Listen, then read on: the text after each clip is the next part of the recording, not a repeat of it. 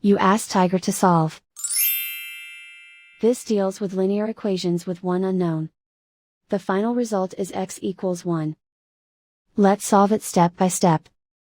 Simplify the expression. Expand the parentheses.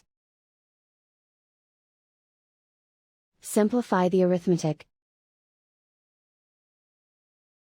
Multiply the coefficients. Swap sides.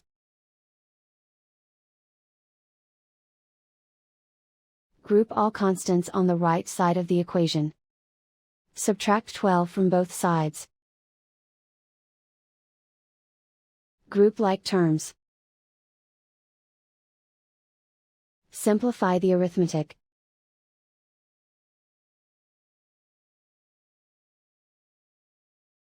Isolate the x.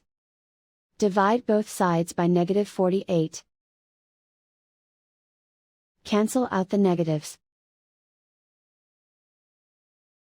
Simplify the fraction. Cancel out the negatives. Simplify the fraction. And so the final result is x equals 1.